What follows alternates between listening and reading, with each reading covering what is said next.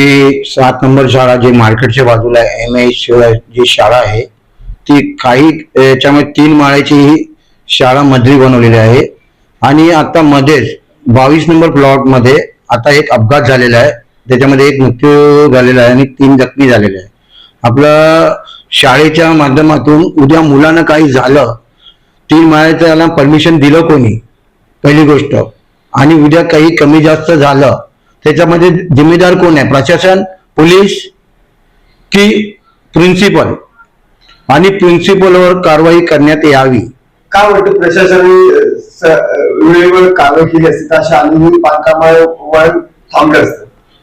याच्यामध्ये तर पुरा BMC बोला, म्हाडाचे अधिकारी बोला, आज तो म्हाडाचा प्लॉट आहे त्याच्यावर अधिकृत जे बांधकाम केलेलं आहे 3 माळ्याचं, त्याच्यावर काहीच कारवाई नाही होत आहे. उद्या कधी ती जागा कोसळली या काय झाला, अपघात झाला तर त्याच्यामध्ये लहान लहान मुलं आहे, अपघात व्हायचा चान्सेस आहे आणि त्याच्यावर 300-200 केस घ्यावी.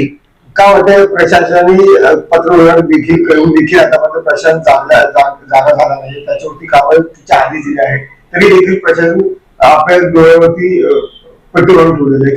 त्याबद्दल काय सांगणार? प्रशासन आता काय बोलू, काही याच्यामध्ये प्रशासन लोक पण मिळालेले आहेत, काय जाणून म्हणून कंप्लेंट करून सुद्धा पण त्याच्यावर कारवाई होत नाहीये. जसे म्हाडाचे अधिकारी आहेत, BMC चे अधिकारी आहेत, पोलीस प्रशासन आहे, याच्यावर काहीच अधिकारी त्यांच्यावर कारवाई होत नाही. याबद्दल कारवाई झाली नाही तर शिवसेनेची काय भूमिका असणार? बघा, अगर शिवसेना याच्यामध्ये आम्ही इन्व्हॉल्व झाल्यानंतर आम्ही याच्यावर मोर्चा घेणार, आंदोलन करणार. याच्यावर ते डिमोलेशन करण्यात यावं आणि लवकरच्या लवकर जो प्रशासनाने त्यांना जी परमिशन दिली आहे, जी कायद्याने आहे, त्याच्यावरती हे 3 ते 4 माळे या लोकांनी बनवलेले आहेत. हे कोणाला विचारून या लोकांनी हे केलं आहे? खाली शाळेचे मुलांचे फी घेतात, कमवतात आणि याच्यावर त्यांचा चाललाय धंदा सर्व. हे जनतेला काय संदेश देणार की अशा बांधकामावरती शाळेमध्ये चाललेलं आहे, त्याबद्दल काय सांगणार? जनतेला मी हेच सांगेन की बाबा आम्हाला सर्वांना याच्यामध्ये मदत करा. उद्या प्रशासनाला उद्या म्हणजे शाळेचं उद्या कमी जास्त झालं तर त्यांची मुलं हे होतील, पडतील, काय होईल, अपघात होईल. मी प्रशासनाला म्हणजे पॅरेंट लोकांना एकच सांगेन की बाबा त्यांनी मदत करावी. महाराष्ट्र, मी स्वप्नील देवदास चव्हाण, वॉर्ड क्रमांक 34 चे शाखा प्रमुख. मी गेल्या काही महिन्यापूर्वी मी तक्रार दिली होती AM स्कूलची. ही AM स्कूल आहे ही, आणि हे तक्रार माझी आहे. म्हाडाच्या लँडवरती जे गृहनिर्माणसाठी आहे, रेसिडेन्शियल साठी, तिथे ही अनधिकृत प्रकारे ही शाळा उभारण्यात आली आहे आणि त्याच्यात कमीत कमी 200 ते 300 मुलं शिक्षण घेत आहेत. ही तक्रार मी मालवणी पोलीस स्टेशनलाही दिली आहे.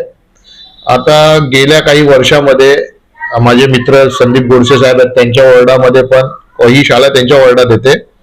त्यांच्या वॉर्डामध्ये बिल्डिंग कोसळून म्हणजे 4 मजली जी घरं आहेत ती कोसळून परत आमच्या इथे भरपूर अपघात झाले. ते पोलिसांकडे रेकॉर्डवरती आहेत. या सर्व गोष्टीला आम्ही लक्षात घेऊन याच्यावरती आम्ही चौकशीची कारवाई करण्यासाठी पत्रक म्हाडाला दिलं आणि पोलीस प्रशासनाला दिलंय. तर आम्हाला आज दिनांक 10/10/2025 रोजी आम्हाला हा पत्रक आला म्हाडाकडे की चौकशी करण्यात यावी. पण आम्हाला माझी विनंती आहे मालवणी पोलीस प्रशासनाला आणि शिक्षण मंत्रींना की अशी जी शाळा बनली अनधिकृतरित्या ही शाळा बनली आहे, ह्याच्यावरती लवकरात लवकर आणि यांच्या प्रिन्सिपलवरती लवकरात लवकर कारवाई करण्यात यावी. आणि जर ही शाळेचा काही अपघात झाला आणि कोणाचा दुर्दैवी मृत्यू झाला तर ह्याची जिम्मेदार ह्या शाळेचा प्रिन्सिपल जो असेल कोणी, त्याच्यावरती कुठल्या मंत्रीचा या कुठल्याही याचा कारवाई त्यांच्यावरती 302 अंतर्गत कारवाई करण्यात यावी.